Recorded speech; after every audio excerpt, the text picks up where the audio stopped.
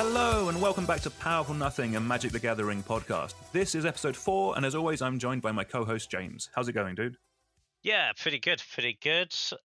Slight cold, so if my voice is slightly huskier than normal, that would be why, but otherwise doing pretty well. No, all good. Awesome. We have a great episode for you all today. There will be time codes down in the notes below if you want to jump around. Our main topic today is the Cube set review for March the Machine's Aftermath. There's about 50 cards or so in the set, and there's some good ones for Cube, so we're going to be going through those and kind of chatting about what we think of them. But firstly, let's jump into the news. So probably the biggest bit of news over the past few weeks is that standard rotation is changing from rotating every 2 years to every 3 years, meaning that cards will be available in standard for a whole extra 12 months. So, as someone who has not played that much standard, I feel perfectly valid in voicing my opinions on the internet about this. My general take is I think overall it's probably good for players who are playing standard. Having your cards be around a year longer is going to be better. It means that if you're investing in the deck, your money will go longer. In terms of power level as well, I could see that it makes the format more powerful, just there's more cards to build from. And it also, with that, it might make the transition into older formats slightly more viable. So maybe if there's like a more powerful deck in standard now, it might be able to transfer into Pioneer that little bit easier. Modern might be a bit more tricky, but like I think taking a good standard deck into Pioneer might definitely be doable after this. On the flip side, I actually think this is worse for people who don't play standard. So this is my take as someone who hasn't played that much of it, is that I used to pick up a lot of cards that were pricey because of standard when rotation happened.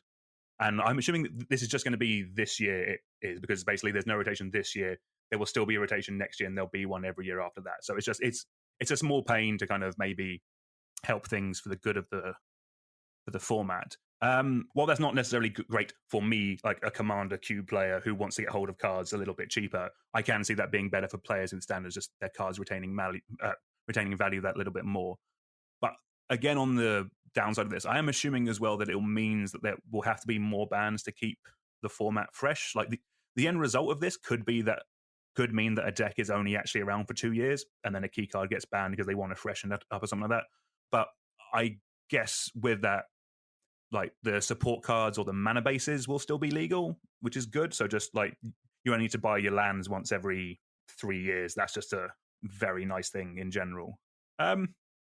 James, I know you've played a lot more of these formats than me, and you generally play competitively. Like, what's your thoughts on the change to every 3 years? Yeah, I think it's interesting. I'm inclined to think it's going to work out as a net positive. I think the first thing to say as standard is that something did need to change. The decline in people playing, particularly standard in paper, is pretty remarkable. Like 5 years ago, I think if you went into most game stores, it would be like standard and draft would be the two most played formats. Now you'll see way more Pioneer and Modern and almost no standard. I think it's certainly true in London.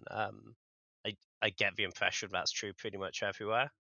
And I think a lot of that is linked to it's coming back quite a lot now, but there was a real dry spell for competitive play.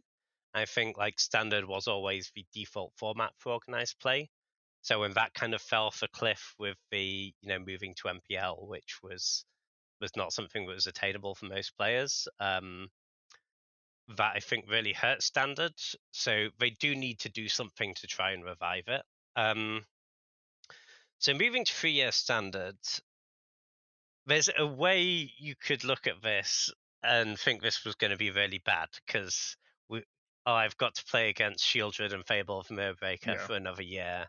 No, thank you. I'll go and play Pioneer, where at least when I play against those cards, they're equally balanced, in opposed to like, hey, look at all my mediocre cards, but it's fine because I have this Fable of Mirrorbreaker and this Shieldred in my deck. Yeah, unfortunately, I don't think there's many formats you can go to escape Shieldred or Fable of the Mirrorbreaker at the moment. Yeah, you're not wrong. Although personally, I wouldn't want to escape Fable of the Mirrorbreaker actually. But I'm pretty sure that's not how it's going to play out. because so another thing that was announced along with this 3-year rotation period was they're returning to scheduled ban announcements and have one a year scheduled in for standard. So the way I would interpret that is that basically once a year we're kind of going to have a mini rotation.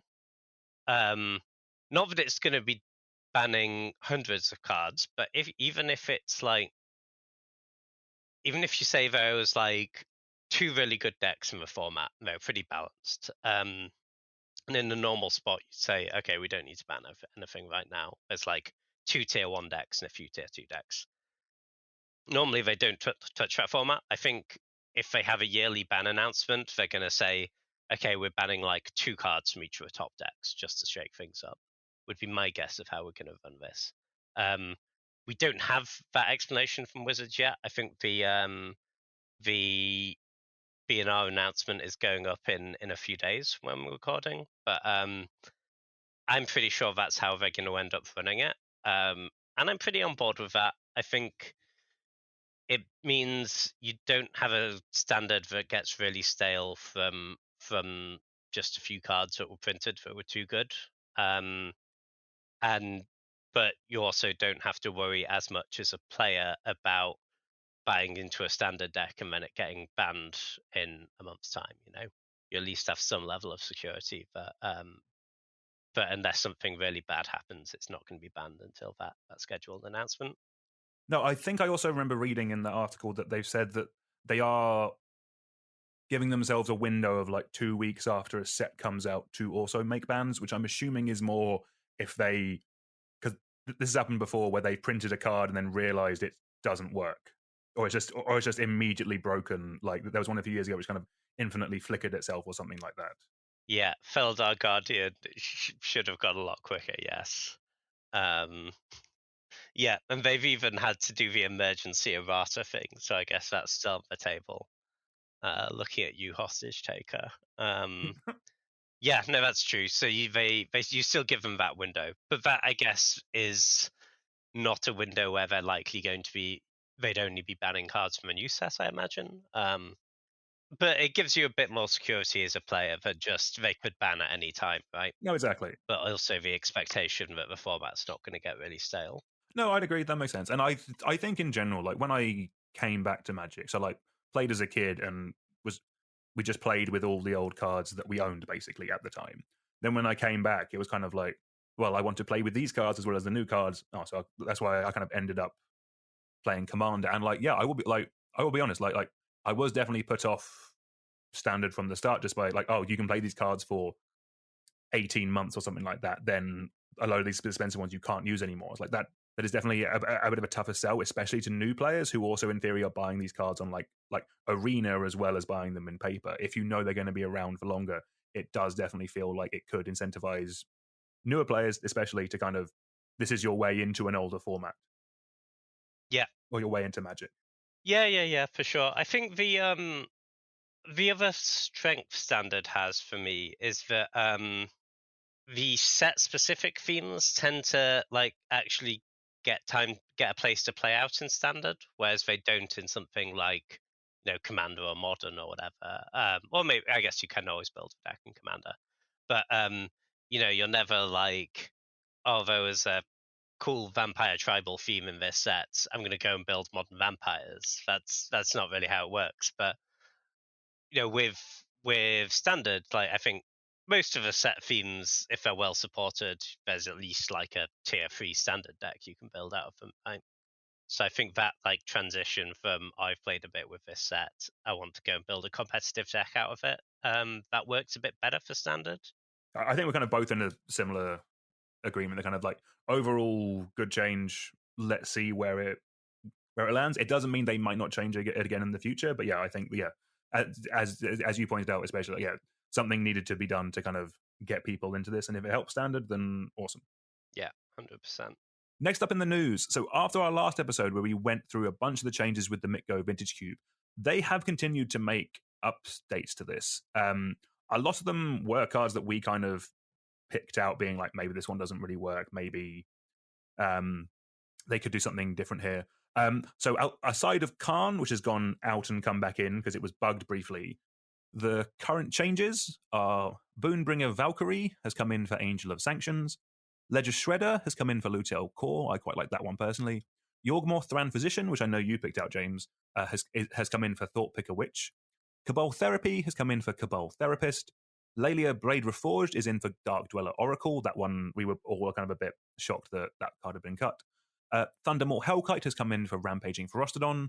Retrofitter Foundry is in for Sorcerer's Spyglass. And Nicol Bolas Godfero has come in for Tezzeret the Seeker. So, James, I know you're deep in the mines, getting a lot of reps in with the current cube. What do you think about these changes? Like, do you think they're justified? They're kind of like, what's your take on that? Yeah, 100%. I think these are all positive changes, actually. I know Ryan Spain, who curates the cube now for Daybreak Games, who run Magic Online, has said this is an update about showing that they're being receptive to people's feedback on it. So I think like content creators and people have had some input into these.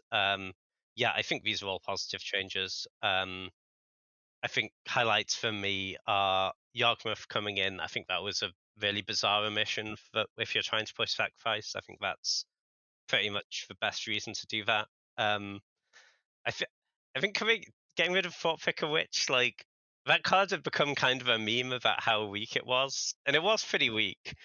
But I did also, like, I have seen some games locked out by Thought Picker Witch. You're never going to draw another relevant card, and that's quite fun. So I'm a little bit sad that that's going, but I'll grant you it was bad. It was very bad. Yeah, I think all the other cards like Ledger Shredder and Lutriel Core, I think are like similar power level, but Ledger Shredder is kind of more interesting. You actually have to do something, and then you gotta get better payoff if you do. Lelia is just a great card. Retrofit Foundry is a great card. Really good thing to as the Saga 4. Nicol Bolas Godfero, I think is there as like another big thing to Arena Rector for. I don't really think Arena Rector works. I'm assuming Tezzeret, like, I've normally seen that in kind of like lists that are running. What's the one that gives you extra turns, like Time Vault? Is Time Vault in the cube? Time Vault is not in the cube. Good, because that card's miserable. That card is completely yeah. No, it's a pretty weak Planeswalker in Vintage Cube, to be honest. It's like generally what it does is like if you already have mana rocks, it makes loads more mana. If you don't have mana rocks, it finds them. And then, maybe you can go and get like a top or something if you just really need a card. But yeah, the card's pretty weak, so I think it's a good card for sure. Cool. And then our last bit of news for the day, the upcoming Lord of the Rings Universes Beyond set, which I personally am super hyped for. Spoilers for that start on Tuesday, May 30th. We will be talking about that on the podcast, so if that's something you're interested in, do make sure that you subscribe wherever you get your podcasts from so you can hear us talking about all these fun cards from Middle-earth. Right, it's time to move on to our main topic of the day, the Cube set review for March of the Machines Aftermath. We will be doing this in Wooburg order, and we're talking about all the cards that we think could see play or are worth discussing under the realm of Cube. If we don't talk about a card, it's probably because it's either too niche, even for me, or its power level isn't really there. And remember, we are comparing these to every Magic card ever printed when we're talking about these, so our expectations are quite high. James, before we get into the set, this is the first time that we've seen like a mini kind of follow-up set. I think these booster packs only have like 5 or 6 cards in them, something like that. It's a really small set of like 50 cards that kind of ties in and kind of supplements the main set.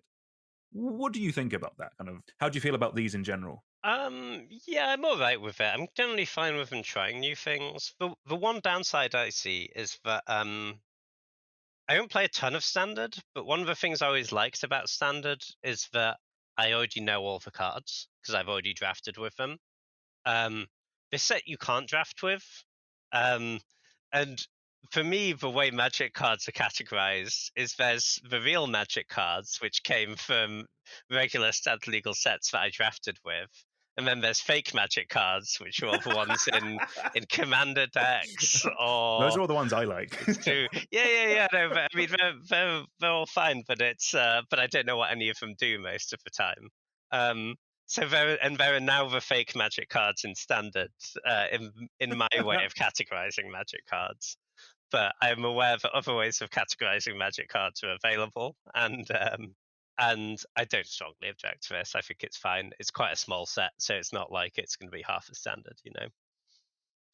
What was your take on it? So it's taken me time to get used to like the commander cards that are in booster packs and not in commander product, or not in like commander sets. So in like set boosters and collector boosters in standard sets now, there are commander cards that you can only get in there. That I agree with the added level of complexity not being a bit tough on the brain, especially when I'm in theory someone who's meant to be able to talk about them with confidence on the internet. But yeah, in general, I'm always fine with more cards. If I don't like them, I can just ignore them. I've very much kind of got into that mindset where it's kind of like, if I don't like it, I don't need to worry about it. It's fine. The main downside that I've seen so far is this set I don't think has sold fantastically well. Like booster boxes are coming down in price again because there's only like 50 cards in there. Like if ever there was a set where it was like buy the singles, it's this one, because there are some very good cards in here, which we'll be going through in a bit, but there's a lot of kind of there are still actually there are still uncommons in this set. I can't actually remember if there's commons in this set because there aren't really that many of them. But it has meant that kind of one card in particular, which we will get onto, Nissa Resurgent Animist, is so expensive already. I think it's like 30-40 like pounds, and the set's only been out for like 2 weeks, and like hopefully that will come down. But if not much of this set is open, that means it's going to be a really hard card to get hold of. And if it turns out to be good in standard, it doesn't really help the cost of standard because it's an expensive card that wasn't opened much. Like, Yeah, I think there is a bit of that. There's it's a pretty low power level set, is the impression I've got. Which means, yeah, as I say, not much of it will be open, so the prices are gonna be pretty high for the powerful cards, which you say it does. And by powerful cards, I might mean powerful card. We will see. I think there's one other. I'm quite hype. I don't think we'll do a top 5 with this set. As we've done with other set reviews, mainly because there's if we do a top 5, we're doing like a 10th of the set. Yeah. Ranking a 10th of the set. But yeah. There is one other card. Spoilers. I think I'm actually more excited by, and it was £1. So Okay, let's nice. go.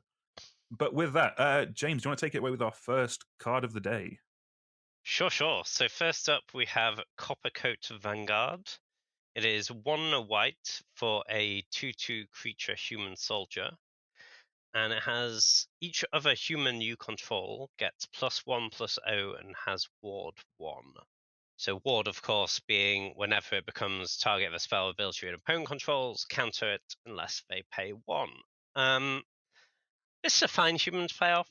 It's not it's not like a tier 1 tribal payoff, but being an uncommon, I think this is pretty nice for Peasant Cube. There is, I think, a decent chunk of the humans tribal stuff at uncommon. So I think it can definitely see a lot of play there. I think you just have better ones most of the time. I mean, if you had a humans tribal deck, you would put this card in it. But I think when you're looking for cuts for your cube and you need to cut a humans tribal card, this might be one you cut. What do you think? I completely agree. This needs to go in a human tribal section.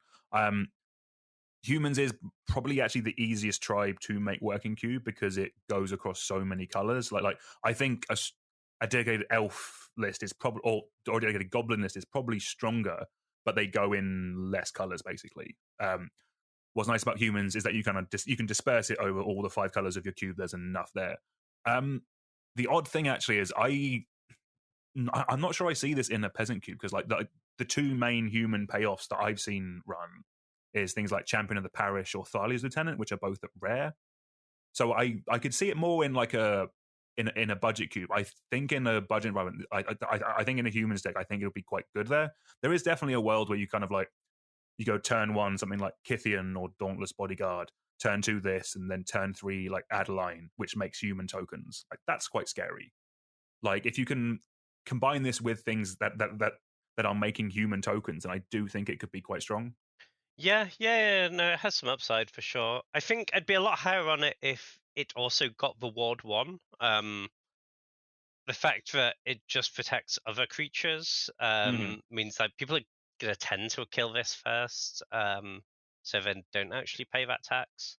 And then obviously, like no buff on toughness means it doesn't really help against any sort of removal or just in combat with your creatures surviving. No, that's fair. Yeah, no, yeah, yeah. I think it could be a role player in the right cube, but yeah, I think it might struggle to get there.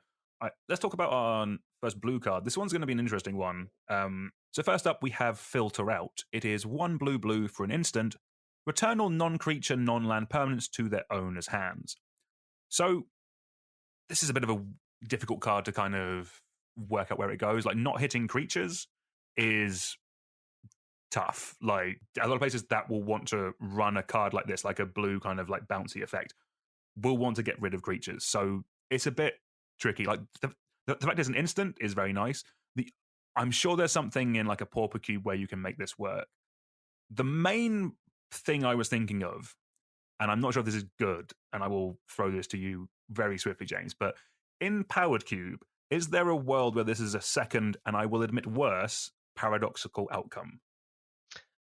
Yeah, that's definitely the card I've seen it compared to. So generally, how you want to use paradoxical outcome in Powered Cube is in your Storm deck with a lot of 0 or 1 mana artifacts that tap for mana.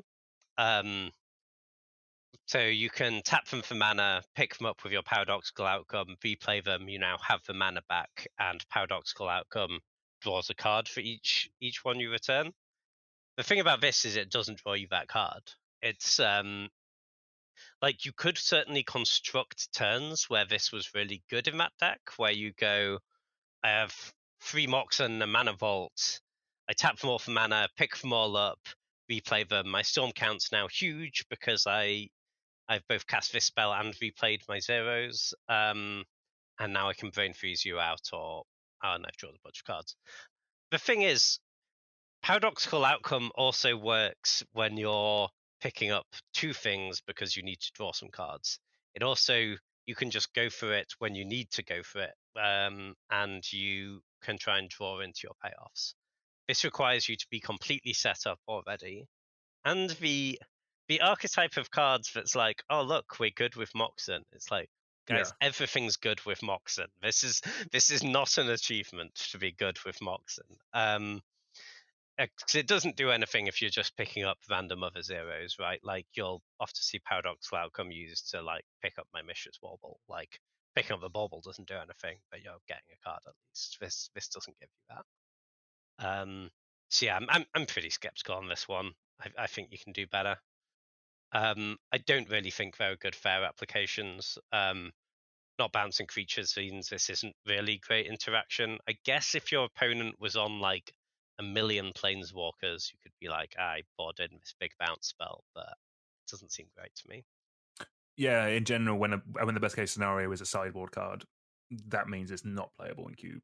Just as a general golden rule, I think. All right, next up we have Vesuvan Drifter. It is 2 and a blue for a 2/4 creature shapeshifter with flying. As you may look at the top card of your library at any time, and at the beginning of each combat, you may reveal the top card of your library. If you reveal a creature card this way, the Vesuvan Drifter becomes a copy of that card until end of turn, except it has flying. I really like this card. I think this card's cool and exciting. I don't know how good it is yet, but I think I want to try and make it work. So obviously the dream here is that you're casting your brainstorm effects or whatever, you're manipulating the top of your library, maybe Sensei's Dividing Top, and you manage to go to combat with like an Eldrazi or a Gristlebrand or something on top of your library. You reveal that, attack, get your Annihilator trigger, draw your cards, whatever you're doing with it. And it kind of works like a mini sneak attack, except it was already in play. And has the buyout of it's a 3 mana 2/4 flyer. That's pretty good already. Just for text, you may look at the top card of your library at any time is actually also kind of underrated. If you just have fetch lands and stuff, the ability to just be, like, oh, I know the top card of my library is bad, I'm gonna shuffle it away, or I really want to draw the top card of my library, so I won't crack my fetch land this turn. And even just letting you plan your turn ahead a bit better is quite nice. Yeah, I'm pretty excited about this one. What do you think, Daniel? Yeah, I am too. This is the card I was talking about. This is probably the one I'm most excited for from the set, and it's currently super cheap.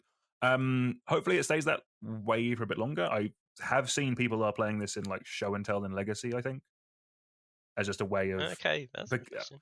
It's a format with 4 brainstorms, so they're putting big things on top of their library. Obviously, in those formats where you have the consistency with it, it's definitely better. Like I could see this just going into a deck that was already kind of Show and Tell esque, like a Show and Tell sneak attack style deck, or maybe even possibly just Reanimator. Like if you're in a slow, control-y Reanimator deck, this is perfectly fine at holding down the board against an aggro opponent until you get the big dumb thing on top of your library, and then it's kind of ready to go.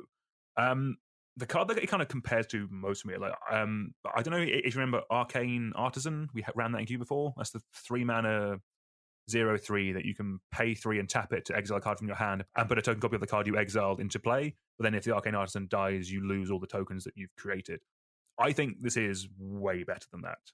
I think 2/4 flyer, just the body wise, the drawback is nowhere near as much. The setup is more. It needs to be on top of your library rather than in your hand. But I still like that. The other thing as well is I've been kind of slowly tinkering with kind of like a blue-white top of the deck matters without going too much into miracles, because I do think there is a bit of a feel bad with miracles. Kind of like if you're not putting any work into it and you just draw the miracle naturally, it doesn't feel great. So yeah, you've mentioned like Brainstorm, like Jace the Mind Sculptor is already in cubes. I'd be kind of looking to run this kind of power level. Yeah, Sensei's Divining Top. Scroll Rack as well could be quite interesting, maybe as a way if you're actually trying to make the archetype work. Just having ways of doing it, and like this is a good reward for players who are doing that, as well as having some application into some other decks as well. So I think for that reason, I'm definitely going to be giving this a go. My copy has already arrived. I'll be probably putting it in for the next one. Nice.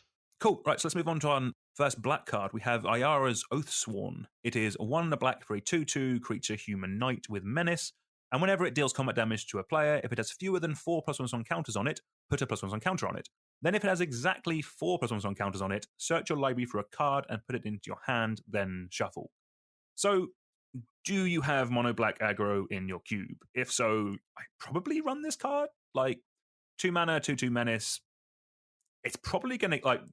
If you're on the play, I think this is definitely getting in for damage, and then it becomes a 3/3 with menace, and you're probably happy with that. That's the main use for this if you're being black and being aggressive.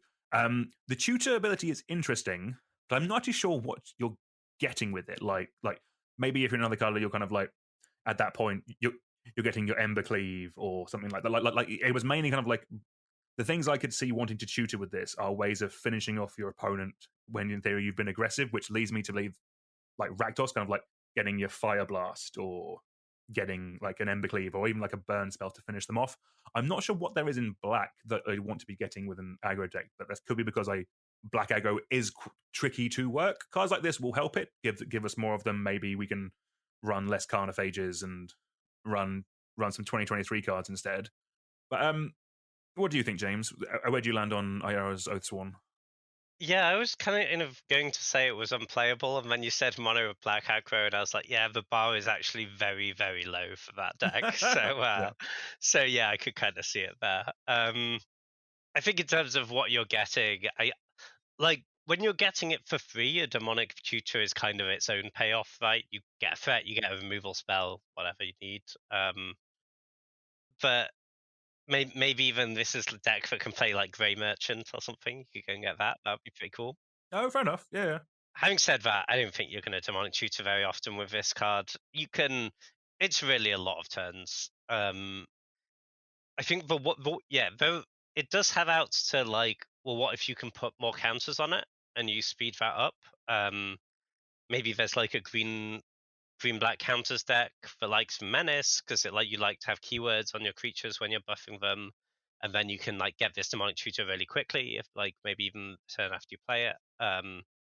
The issue of that though is you still do need to be able to connect, and yeah, the setup cost is pretty high. If you're trying to use it in that way, and yeah, as just a threat, it's underwhelming. But better than Carnophage, so maybe mono black. Cool. Next up, we have Markov Baron. It is 2 and a black for a 2/2 creature vampire noble at uncommon. It has Convoke, Lifelink. Other vampires you control get +1/+1, and Madness for 2 and a black. That's a lot of abilities, and they're all really good. 3 mana is normally more than you want to pay for the Lords, but having Convoke is really nice here because Vampires does tend to have quite a lot of tokens. So it's often gonna, you're often gonna be able to go like turn 3 vampire, tap like my remaining land and that vampire and one more vampire and play this. And that's really, really mana efficient. That lets you snowball really well. Madness is also great here. Vampires almost always has a madness theme in the deck. So if you're doing Vampire Tribal in your cube, I think Madness is going to work out great. I think this is a really good Lord, actually. Like, obviously, it's not like every cube has a Vampire Tribal deck in it, and that's the only time you would want this card. But I think if you do, it's an auto-include. I think it's one of the best Lords. Yeah, same. I really like it. I'm assuming as well you can convoke it when you madness it as well. If you're discarding it, you can. Yes, yeah, that works how you want. That's really nice. And yeah, as you were saying, like most of the madness cards printed in the last, like, I was going to say 3 years, but in the second Innistrad set was probably about 6-7 years ago now. Yeah, since then most of the madness cards have been on vampires. We also had the Angie Commander deck. Yeah, the other card as well, which Falconwrath Gorger. I don't know if you know what that does. It's a single red for a 2/1 that gives all vampires you control madness. That's cool. Like there's definitely a deck that exists. I think in maybe you could do it in Peasant, but definitely kind of like a synergistic unpowered cube. Yeah, red black vampires with a madness sub theme. I think it could be quite cool. Okay, that's nice. The other nice thing about Madness is you can kind of give this card flash. If you have a way to discard at instant speed, your Madness trigger goes on the stack, you can just cast it whenever that discard trigger happens. And having a flash Lord is pretty strong if you can get some blowouts in combat or against removal or whatever. Seems cool. I do quite like this card, but yeah, it's finding the right place for this. But I kind of want to play whatever cube this is in, actually. So, all right. Next up, we have Urborg Scavengers. It is 2 and a black for a 2/2 creature spirit.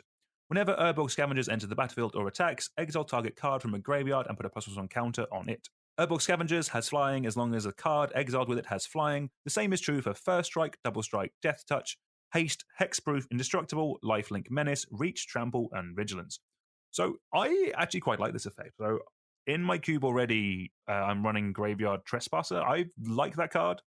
That is a similar thing. That's 3 mana for a 3/3 with War, discard a card, and a similar style of enter the battlefield or attack, exile a card from a graveyard. That one does flip into a 4/4 werewolf, but importantly, that means you have to worry about Daybound Nightbound. So the fact that this effectively comes in as a 3/3, I think. Like, you're playing this when there's already something in the graveyard. That does mean it could get stuck in your hand, but I think most of the time, but by the time this comes out, you're going to be removing something. It comes down as a 3/3. The ceiling of this card is also way higher. Like you could, there are very real creatures in cubes. Like, there should not be bad creatures. There will be, like, it will pick up 1 or 2 of these abilities over the course of the game if it survives. Especially flying. Flying does not seem that hard to get at all. If you can bring this down on, say, like turn 3/4, exile something from their graveyard, this becomes a 3/3 flyer, I think you are very happy. As well as also, more importantly, not having to run Daybound Nightbound in your cube. that is the other thing that I am very up for. But yeah, I quite like this card actually, and this one might be worth a test. What do you think, James?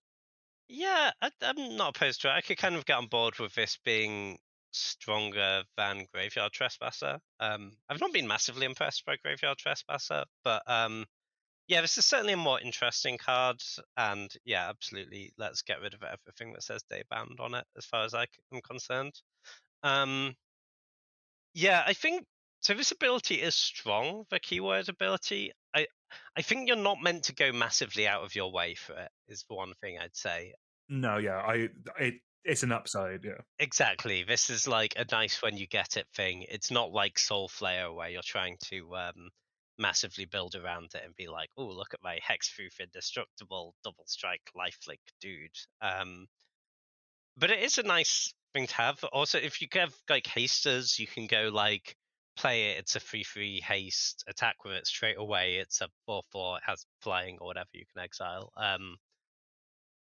But obviously, early in the game, they probably don't have a lot in the graveyard, and it's just going to be a guy that grows. But that's fine. I don't think this is like going to be the most powerful 3-drop in any cube, but it is like it's a bit of incidental graveyard hate. It's and it's just a body that grows. I think it's fine. I don't think it's exciting really as on power level, but I think it's a nice card.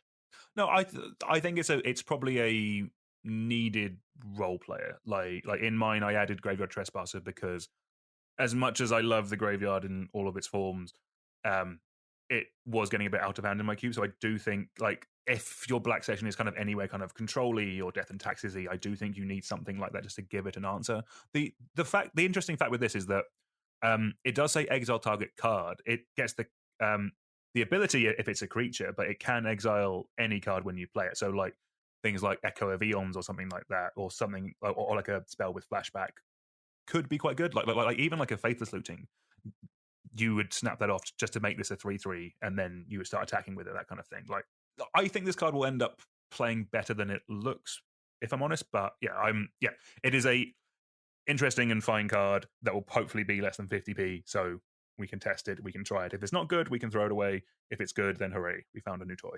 Nice.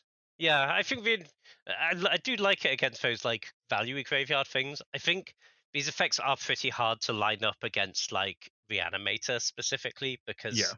they tend to put the fatty in the graveyard and bring it back straight away. You don't get like a combat step to exile it. But if you get rid of the Grizzlebrand, it does have flying and lifelink. That is true. That's quite good. Mm? We Yeah. love that. Right, do you want to take it away with our first green card? Cool. Yeah. Next up, we've got Nissa, Resurgent Animist. It is 2 and a green for a 3/3 legendary creature Elf Scout, and it has landfall. Whenever a land enters the battlefield under your control, add 1 mana of any color. The ability well known from Lotus Cobra. But there's more.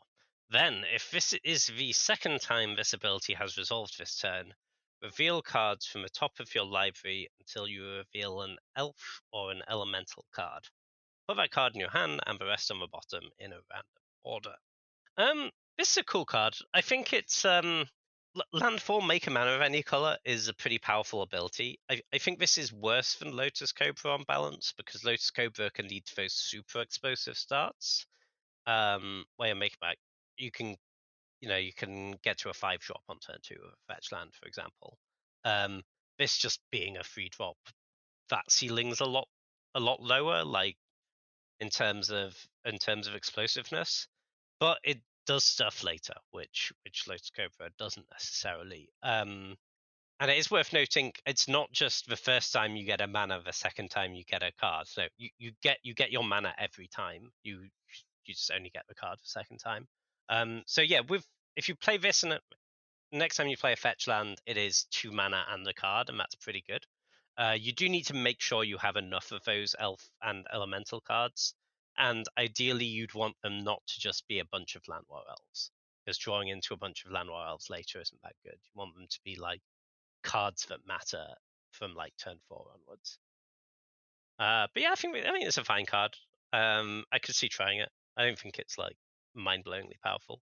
this isn't a mono green card. Like, yeah, as you're unless you are specifically supporting elf tribal, this doesn't, like, most of the elves in your cube are going to be small mana dorks. When this gets better, yeah, is if the elementals in your pool are like the pitch elementals or like Omnath. Like, this seems kind of broken in a deck with Omnath. Like, play this on turn 3, play a fetch land on turn 4, go get your Omnath. That seems pretty strong. And like the pitch elementals are very broken. I've done a whole video on them on the YouTube channel, but yeah, I think the primary reason why this card is quite pricey now, because people are trying to put it in decks where they're going to get Omnath. Like, this is their 3-drop, goes and gets them either like Solitude or something like that, or it gets them Omnath. Like either of those. Like, if those are your 2 hits in your deck, you're kind of happy with both of them.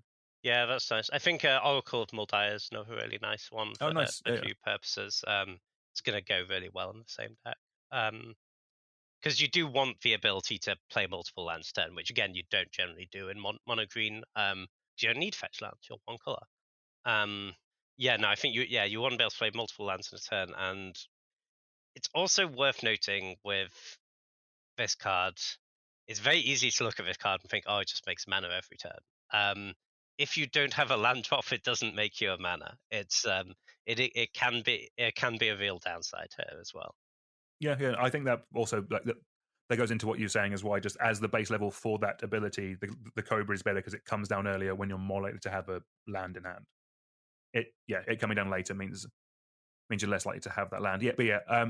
If this, as you mentioned earlier, like, this is the card that has suffered by this being such a small set the most, because it's wildly expensive, and I think it's probably unfortunately going to stay that way until it sees a reprint, which God knows when that will be, or unless another card shoots up and people start opening more of the product. But yeah, with Lord of the Rings, like, a month away at time of recording, it doesn't look good for the prices of Nissa Resurgent Animist, but we can hope anyway. Yeah, for sure. All right, next up we have Tranquil Thrillback. It is 2 and a green for a 3/3 creature dinosaur. When Tranquil Thrillback enters the battlefield, you may pay green up to 3 times. When you pay this cost 1 or more times, choose up to that many. So you can choose from destroy target artifact or enchantment, exile target player's graveyard, or you gain 4 life. So, at the base level job for me of being a Reclamation Sage, it is worse than a Reclamation Sage. The extra mana, the 4 mana on ETB to destroy an artifact or enchantment isn't great. But the added utility of this card, I do think, is quite good. Like, yes, you do have to pay for it, but the top 2, the destroy target artifact or enchantment or the exile target player's graveyard, are both relevant. Like, those are both things that I can see you wanting to be doing in Cube. The gain 4 life isn't that relevant until it is very relevant. Like, this can come down and stabilize you against the aggro opponent. Like, you play this on turn 4, if you've just been beaten down all turn, it's a 3/3. It'll probably trade with like a Rabble Master, or it'll block a monkey, that kind of thing, and gain you 4 life. It probably won't get there in the highest power cubes, but that utility is quite nice. I do quite like it. I do think it could be quite interesting. What do you think, James? Yeah, so I think it's one of those cards that is flexible, but just each mode is a little bit underrated. And it's quite hard, honestly, for more than one of these modes to be good at any one time. Like, how many spots do you care about killing a graveyard and you care about disenchanting stuff? It comes up, but it's generally going to be like one of them. Phyrexian Dragon Engine's a messed up card. Yeah, that's true. I was a lot more into it when I thought you could choose the same mode multiple times and just like gain 16. But yeah, as it is, I think it's just a bit too expensive for what it's offering. 4 mana is just not an acceptable amount to pay for your Reclamation Sage. No, I completely agree. Cool. Next up we have Feast of the Victorious Dead. Great card name. It is white and a black for an enchantment. At the beginning of your end step, if 1 or more creatures died this turn, you gain that much life and distribute that many +1/+1 counters among creatures you control. This is a card that obviously needs loads of setup. It's for an Aristocrats deck. The way I'm seeing this is it's kind of like a Blood Artist, but it doesn't kill you right away. and I don't know that I need that. Um, like I don't know, life gain is so much worse than anything that kills your opponent, and like yeah, the counters are nice, but um, it's kind of tough how you use them because it's in your end step. So your opponent's about to untap and get a turn. If you put them all on one thing, they can just kill it. If you spread them out a bit more, maybe they probably have good blocks, right? I kind of think this is a worse blood artist, and there's already a bunch of blood artists, and they're not amazing. This just seems like loads of setup costs, and if I'm paying the setup costs, I want to kill them, and this doesn't do that right away. Yeah, no, I think that's fair. I think this is for the cube that is running aristocrats and also life gain. Like it's one that is kind of maybe doing aristocrats in like red black and then is doing life gain in white black, which I think you do see in a lot of in budget cubes or lower powered cubes, just because those are archetypes printed into a lot of sets. Like those are basically the default mechanics in like core sets and stuff. So I do think like in those maybe, but yeah, yeah. When you compare it to Blood Artist, it's like yeah, just run Blood Artist, run something better in your guild slot. I do agree. Yep. I think the issue I'd have in life gain is just your opponent can choose whether they trade or not. You know, they don't need to give you this trigger. They can untap, kill it on their turn. It only triggers on your end step, so you don't get a trigger. They kill stuff on their turn. No, that's fair. All right, let's move on to our first Boros card of the day. We have Nahiri Forged in Fury. It is 4 red and a white for a 5/4 legendary creature, Core Artificer. It has affinity for equipment, which means this spell costs 1 less to cast for each equipment that you control. And whenever an equipped creature you control attacks, exile the top card of your library. You may play that card this turn, and you may cast equipment spells this way without paying their mana costs. So I do think this is an interesting card. The setup could be a bit much because this really wants you to probably have at least 2 bits of equipment already in play. That way you're then paying 4 mana for a 5/4. That's good. Like that's a solid rate. Nahiri doesn't have to be the equipped creature that's attacking to get the trigger, which is nice. So you can already have something in play Nahiri, attack with it, you get your value straight away. So that is card advantage in Boros. We do like that. That is nice. If we flip an equipment, then we're very happy. Obviously, the dream scenario is we flip like a Batterskull or a Cauldron Complete, then we're very, very happy. But yeah, realistically, this wants a number of equipment in play, equipped to a creature ready to attack when you play it. That is a lot of hoops to jump through when you can just play Batterskull or Cauldron Complete or something like that. I think every set I put a Boros Equipment Matters card on this list and make you talk about it, James. For that, I apologize. At some point, we will get there. That's all right. I'm sure I've got an audio clip of me somewhere soapboxing about Equipment Matters cards. I could replay it. I think I think Equipment Matters stuff plays a lot better when it's like you need an equipment for it to work. Like, you know, you attack with an equipped creature and get a thing. That stuff works fine. But affinity for equipment is kind of tricky because you just can't put like 15 pieces of equipment to the deck. You won't have a functional deck. You won't have any creatures to equip them to. Often the equipment that does play well for this stuff is like the living weapons and the reconfigures, which are both creatures and equipments. Because that does let you just up your total equipment count. But like, you're not. I mean, it's a disaster if you pay for 6 for this. I don't think you're happy at 5. I don't think you're that happy at 4, and you're just not gonna have 3 pieces of equipment to play in the early game to get it cheaper than that. Yeah, the ability is good, but it's I don't think this is enough of a payoff really. I think you need Equipment Matters cards that are good when you have 1 equipment. So I think for that reason I'd be pretty low on this card. I mean, it's like by all means like try it, it'll do some stuff, but I'd start off being skeptical. Yeah, no, I'd agree. I think and admittedly I said this in the last one we did, we need another set with reconfigure or like a Modern Masters level one with like reconfigure. Like I know technically we did just have there was Famiridon in all B1, but none of those was super playable. So maybe we need 5 more sets before we get there. Yeah, very possibly. Yeah. Right, cool. Do you want to take it away with our next Boros card? Yeah. So next up, this is a cool one actually. We have Nahiri's Resolve. It is 3 a red and a white for an enchantment. It has creatures you control get +1/+0 and have haste. Pretty good start. At the beginning of your end step, exile any number of non-token artifacts and/or creatures you control. Return those cards to the battlefield under their owner's control at the beginning of your next upkeep. This is a kind of exciting card. I think it's going to be too slow for like really powerful cubes, but there's a lot of value here. If you have like even 1 or 2 things with good ETBs going, and you just get to trigger those every single turn for the rest of the game, that's going to be really tough for your opponent to grind through if you're getting any sort of board presence or even just card advantage out of that. This reminds me of, the Yorion decks where you'd be combining Yorion with like something that then flickers out the Yorion and they just go in and out at the beginning of each end step. And you kind of get to just do that off 1 card, which is pretty cool. The downside is, though, and it is a big downside, is that because you exile the creatures on your end step and they come back on your upkeep, they are very much not there to block and keep you alive. And staying alive is exactly what you need to do when you've played a 5-mana do-nothing enchantment.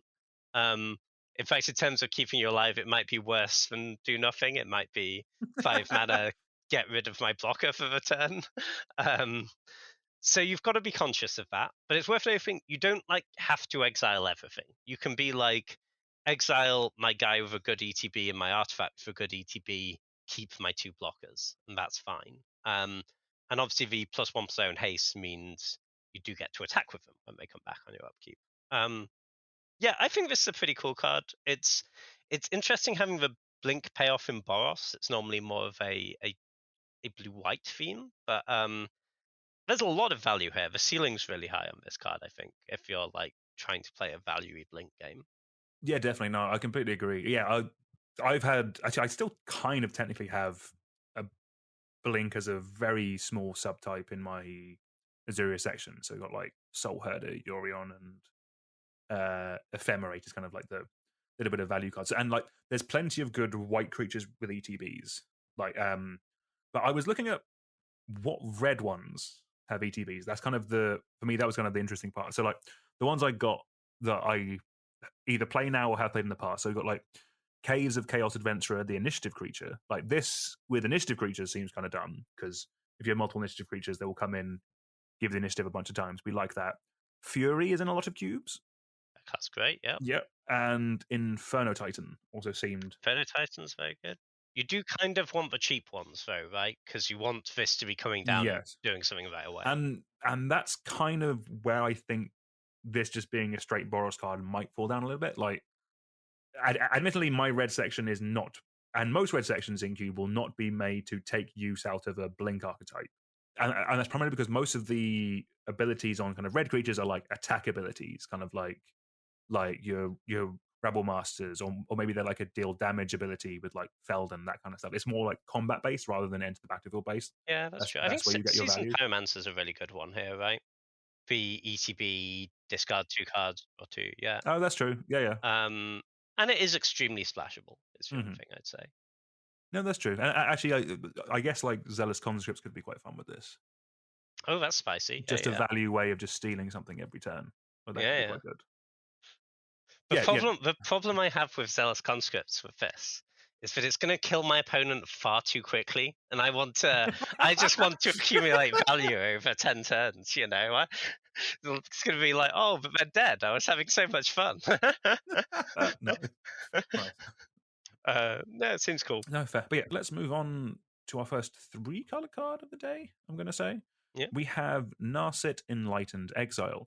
It is 1 blue, red, and a white for a 3/4 legendary creature, Human Monk. It has the static ability of creatures you control have prowess, and whenever Narset Enlightened Exile attacks, exile target non-creature, non-land card with a mana value less than Narset's power from a graveyard and copy it. You may cast the copy without paying its mana cost. So, I like this card. I think it's cool, but just right off the bat, it's always worth saying that 3-color cards are always slightly harder to justify than monocolored cards or two-colored cards because it requires an additional requirement from your deck, even with how good mana in cubes are nowadays. Like yes, this is splashable, but it's still something to consider. The effect is very good though. Like your whole board getting prowess is strong. It does ask you to have a board state and then spells to cast afterwards, which might be where this falls down in higher powered cubes. But there's just a lot of good spells in cube, and being able to copy them whenever this attacks is very good.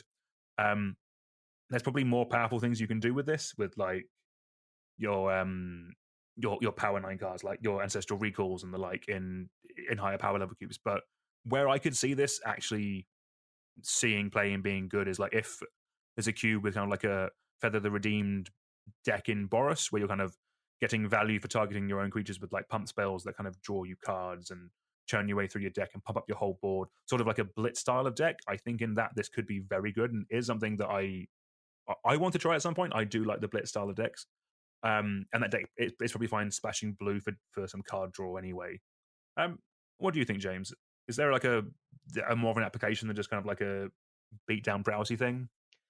Yeah, I think this card's cool. The place I was thinking it maybe fits best is there's a lot of Young Pyromancer type effects available now, right? We have the OG Young Pyromancer, Third Path Iconoclast, Saheeli, Monastery Mentor. Probably some more I'm forgetting about. This is fantastic with those cards because you already want to be casting a bunch of cantrips and stuff in those decks anyway, and then this really just puts it into overdrive. Like everyone knows how powerful the difference between Monastery Mentor and Young Pyromancer is when all those tokens have prowess. And if you have this with Monastery Mentor, the tokens have prowess twice, and you're going to kill them really quickly. And it gives you a spell on the way in if you have mana left over.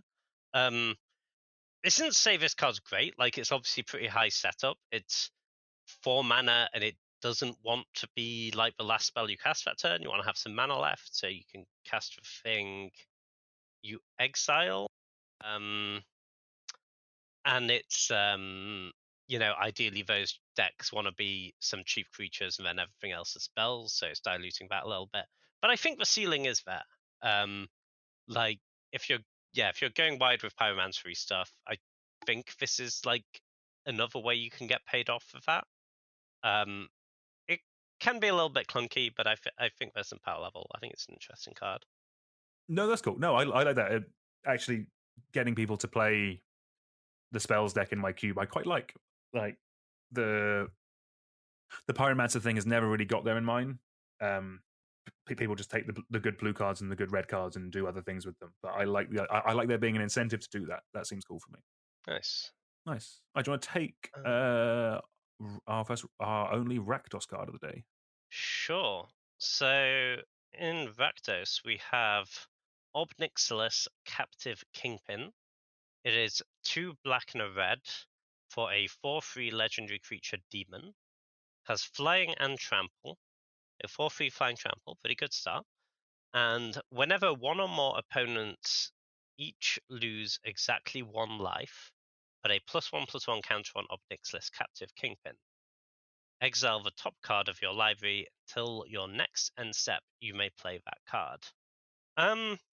So there's one exciting application of this card that's hard to set up, and it can do some fair stuff. We'll do the fair stuff first. 4/3 flying trample for 4 that's a lot. That's like, you wouldn't play that, but it's not completely embarrassing until it gets lightning bolted. You'll be embarrassed about that.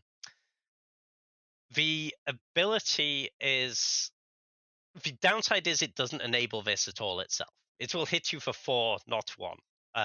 So it won't trigger its own ability. I think what we're meant to be doing with that ability in the quote-unquote fair application is like Blood Artist, Mayhem Devil. If we're doing that Rakdos sacrifice thing, there's a lot of ways that they do tend to be, here's a bunch of instances of your opponent losing exactly 1 life, and see, they'll each put a counter on Obnixilis, so it kind of almost like doubles up on the damage, because with flying and trample, they're not going to be able to block very much of that damage. So that's kind of cool. It is a 4-drop, so how much that deck wants it is a question worth asking. But it could do some powerful stuff there, even if it's a bit high setup. Um, the combo application, which is probably bad, is this does work with All Will Be One from its namesake set, in fact, Yeah. Phyrexia All Will Be One, Yeah. which was the 3 red enchantment. Whenever you put a counter on a creature, deal 1 to something. So if you have both these cards, whenever your opponent loses life, you'll put a counter on Obnixilis. That will trigger the All Be One. That will deal them another damage. That will trigger Obnixilis again, and your opponent will die. The downside, of course, is that you know, it's a bit of a clunky combo, and neither of those cards, or All Be One, is going to be hard to make a lot of use of outside of a combo. But I think it's definitely interesting, and like having half of your combo just be an enchantment that can sit there. Enchantments a lot harder to kill than creatures. That's quite nice. Having said that, I don't think you want to be jamming that combo into every cube by any means. But yeah, I think maybe just doing this with some blood artists and whatnot is playable. I know it's great, but it does some stuff, I think. No, I think that's fair. I think it's aristocrats, or I guess a deck where you're making a lot of 1/1s and attacking with them, like more Warma style things. But that is going to end up an aristocrat deck just because of how cubes are. The main thing with this is, so one of the reasons I've cut aristocrats from my cube recently is because all the creatures kind of suck. Like you're spending a lot of 2 mana for 0/1s or 4 mana for 2/2s, that kind of thing. Like this is a creature that can kill people. Like yes, this is a aristocrat card that does not make tokens, it does not sacrifice things, and it does not drain them out. So it does not do any of the things that an aristocrat card actually needs to do. But it will hit people in the face, which I think might be like, if it gets in, like I could see, like, if I was still running aristocrats, I could see myself trying this just as a way of actually giving the deck a bit more juice, because I personally think that in higher powered level cubes, aristocrats has just fallen off recently. There hasn't been enough powerful cards printed for it compared to other things for it to kind of keep up. This isn't like a juiced up blood artist or anything like that. It is a different way of taking it that kind of goes in the deck that's already there. It's probably very Win-Mori, but I'm kind of in for that at this point. Yeah, I think it is worth noting it doesn't quite work how you want it to with the attacking with tokens thing. Like if you attack them with 3/1/1s, they are going to lose 3 life, and this ability isn't going to trigger. Oh, it's not one. Yes, okay. Yeah. Yeah, which is unfortunate. It would be a lot better if it worked that way, but So it is just aristocrats then. That's the only shell it can really realistically go into. I think so. Yeah. I mean, it will come up, I guess, that you can, like, if the board's clear, you attack them with 1 token because you get a card and a counter, and that's pretty good. Or a 1/1 with double strike and this. Ooh. Oof, game. Ooh, that's value. GG's. Nice. Cool. All right, let's move on to our only Gruul card of the day. We have Samut, Vizier of Naktamun. It is 1 red and a green for a 2/3 legendary creature, human warrior cleric, with first strike, vigilance, haste, and whenever a creature you control deals combat damage to a player, if that creature enters the battlefield this turn, draw a card. So the more I think about this card, the more I actually like it.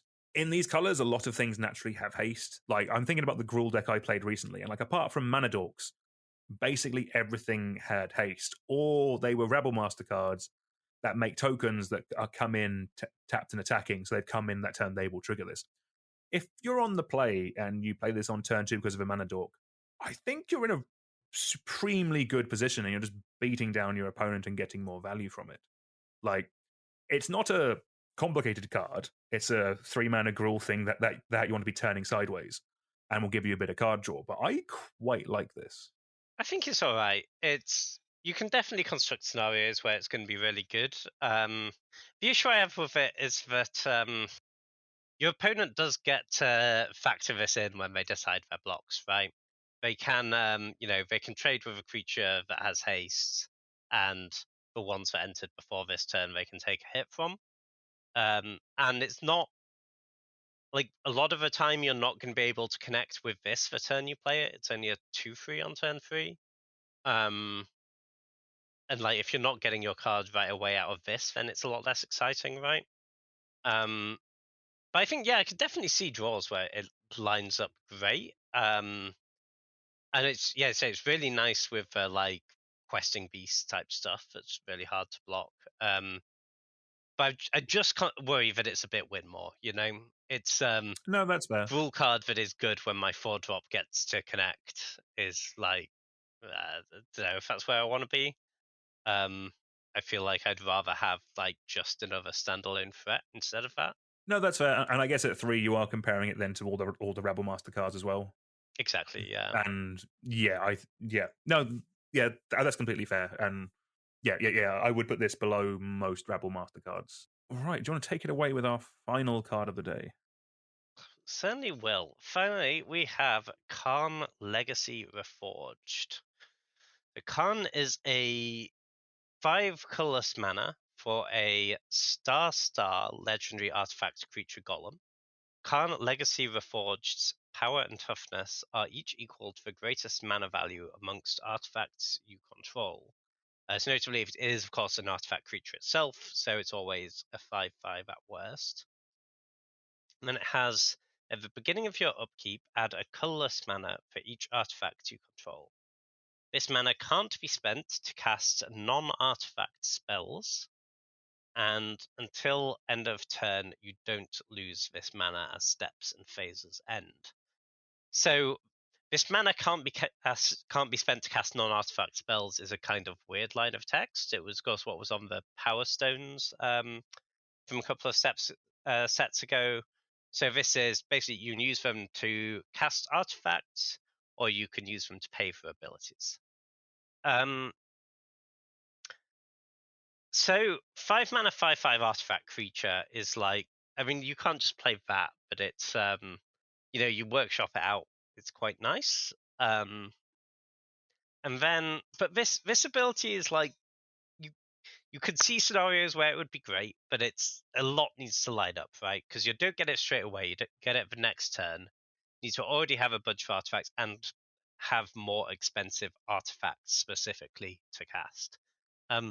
Like a lot of the big mana decks, like you'll have some top end artifacts like your mid battle spheres and whatnot, but you'll also have top end cards that are like, Khan, 7 mana Khan, or Ugin, or even like casting an upheaval. And it doesn't work great with them.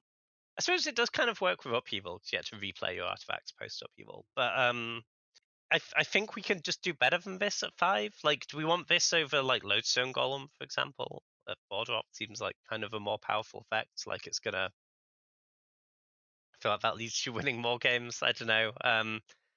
The making it bigger thing is like barely matters, right? Like, sure, you play Battle Ball, it's like a 7 instead of a 5/5, and that's fine. But I don't think that's really what we're about.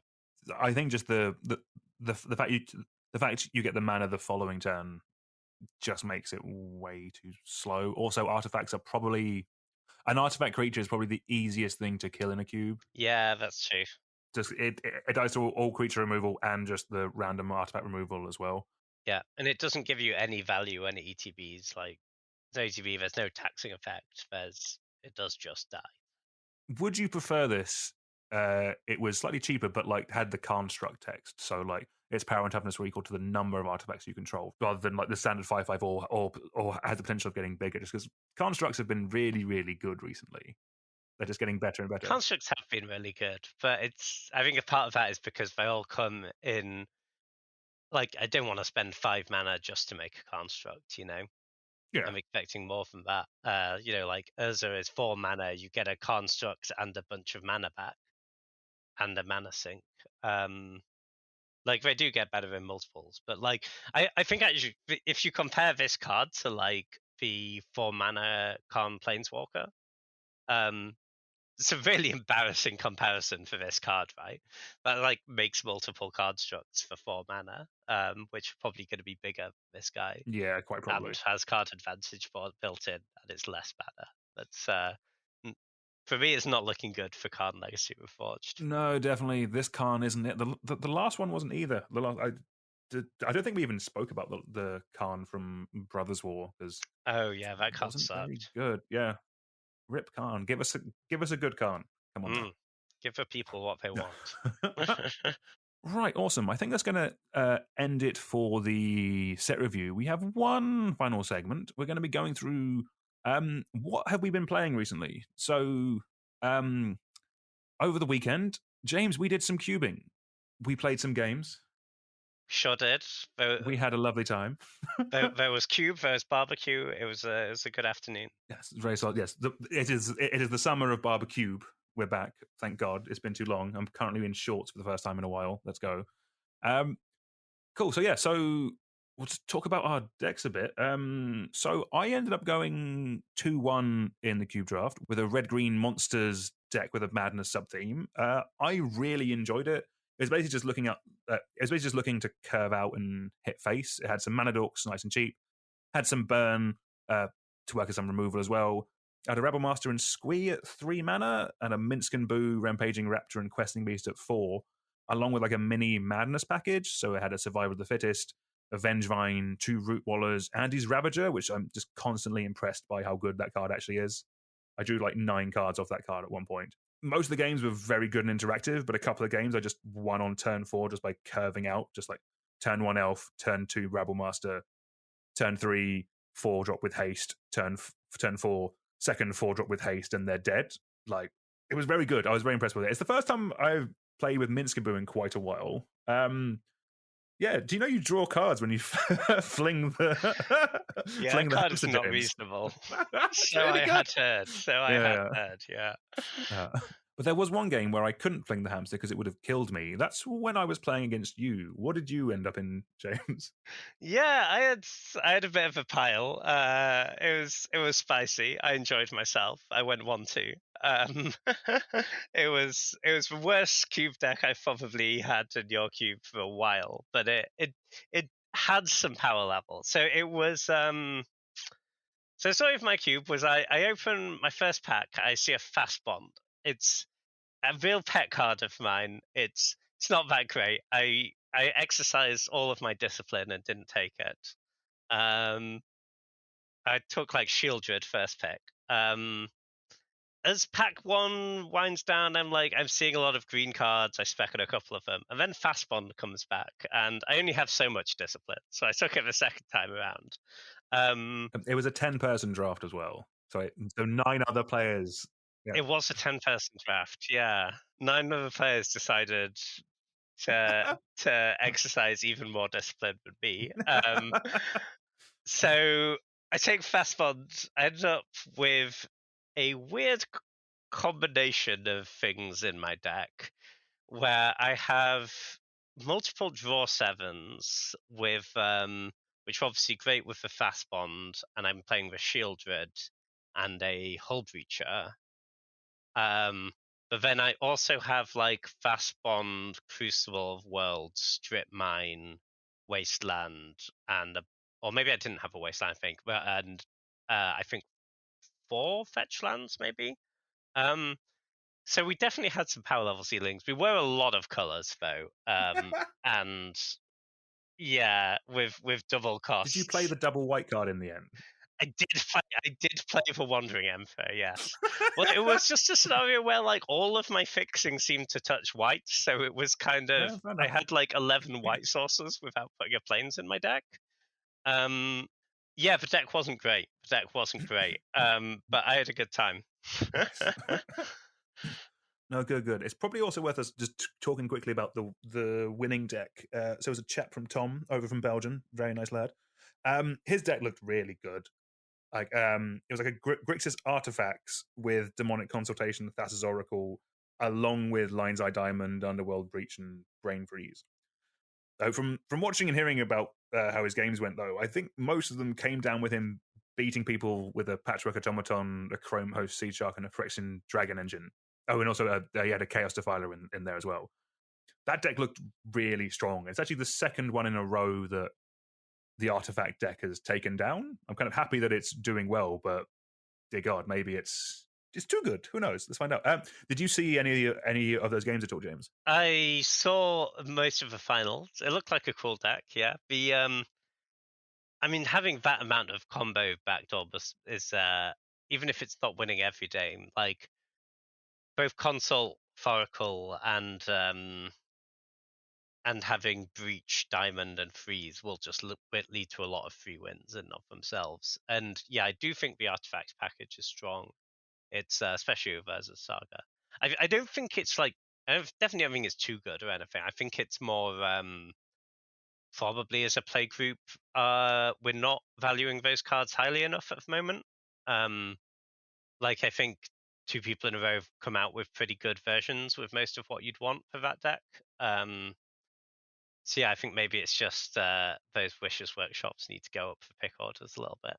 No, definitely. I think that's fair. And then, did you hear what happened on Sunday? Yeah. So on Sunday was a in-person paper vintage tournament in London, which was won by David Inglis at Unhinged Basic, I believe, on Twitter, and second place was our own Josh Bailey, featured on the podcast last week, Fire Truck on Modo.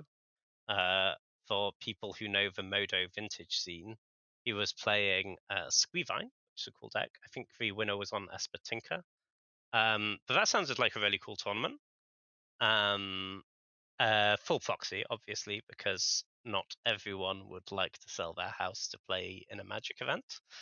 So the other thing that happened at this vintage event is the cube kind of spilled over. So in our cube pod, we kind of take not seriously, but there are stakes. Basically, we have belts. We have actual factual. I mean, plastic and cardboard. But if you win the cube draft, you are the champion. Your name goes on the box. You get a championship belt. Unfortunately, our champions weren't able to attend the last cube draft, so we did a Money in the Bank. You get a contract to challenge someone at any point. So the winner of the cube draft on Saturday challenged Josh after the vintage tournament on Sunday, and he was victorious. So we currently have an intercontinental champion. We need to ship a belt to Belgium. Let's go. Congratulations. That's very good. Yes, mother. Yeah, that's impressive, Tom. It's yeah, I'm quite shocked that we've gone international this early. Let's go. But, yeah, it's so good. That's impressive. I like it. I like it a lot. That wasn't the only thing that happened on Sunday. James, you were also taking part in the Arena Open. How did that go? For people who haven't played in them before, it's a limited tournament. So day one is sealed, and day two is 2 best-of-3 drafts. And this set's a lot of fun draft-wise. I managed to go 7-0 in the sealed. I 3-1 for first draft with a pretty good red-black deck, with an Atali at the top of the curve and some good sacrifice stuff. Some steal and sack action with Furnace Rains and a lot of sack outlets. And then the second deck, I had a really sweet Grixis deck with, it was blue-red with a lot of removal and card draw, splashing for Unseal the Necropolis. So Unseal the Necropolis, people haven't played much of the format, is 2 and a black for an instant. So a key card of the deck, really. Each player mills 3 cards, then you return 2 creatures from your graveyard to hand. So I went 2-1 with this deck. I did not attack my opponent once. It was phenomenal. So the way I was winning all of my games was I cast Unseal the Necropolis. I return either Halo Forged Scarb, which is 4 and a blue for a 4/4. When it ETBs, each player mills 2, and then you put an instant or sorcery card on top of your library. So you can go Unseal the Necropolis, return your Halo Forged Scarb, Halo Forge Scarab, Mildew, put Unsealed Necropolis on top. You trade off, you get rid of your Halo Forge Scarab somehow, you do it again. Or the other one I had was Oracle of Tragedy, which is 2 mana 1/3. When it ETBs or dies, you can shuffle up to 4 cards with CMC 3 or greater from your graveyard into your library. So you can just, it's like a mini Doomsday from your graveyard. You shuffle back in 4 action spells, probably including the Unseal. So you just never have to attack your opponent. You just mill them out with your Unseals, casting it every turn. And the really nice thing about this combo as well is it doesn't matter what order you draw them in, because each combo piece returns other combo pieces. You can just play your Unseal early. You can just run out your Halo Forge Scarab. As long as you're never in the spot where all 3 of them are in the graveyard, you can always get your combo back. And keep going. So yeah, it played really, really well. I lost my last round to a red-white equipment deck that was far too quick for my nonsense. But I won. Yeah, I won the first 2 rounds against good grindy decks. Yeah, it was a lot of fun. And yeah, so that record was good enough for $500. Let's go, James. Very good. Yeah, pretty good. Yeah. Would have been nice to win 1 or 2 more for the numbers go up pretty quickly from there. But I was pretty happy with the result. No, sweet. That's awesome. Congrats, man. But did I just hear that Boris Equipment beat Combo Deck? Ooh, James. No. And the thing is, Boris Equipment isn't even that good, but they had multiple instances. The 2 mana legend that's in the sort of mystical archive slot in this set, which is so it's one that when you attack with a creature that's equipped, it gets double strike. Oh, okay, right. So they were just like doing that on 2, equipment on 3, swinging for massive amounts of damage, and I was kind of volcanic spite or bust because I did not have time to set up my loops. Nice. No, very good. No, well, yeah, congratulations, man. That's a very good result. I think one of the second ones like that you've had recently, so very well done. We'd love to see that. Yeah, thanks. Yeah, I'd definitely recommend the Arena Opens to people if they enjoy Limited and have a free afternoon. Right, awesome. Right, I think we're going to leave it there. Thank you all very much for listening. Do make sure you leave us a review if you like this podcast. Tell a friend, it really helps out. And James, always a pleasure. Thank you very much, man. Always a pleasure, Daniel. We'll see you guys again soon. Fantastic. Thank you very much, everyone. We'll see you all soon. Goodbye.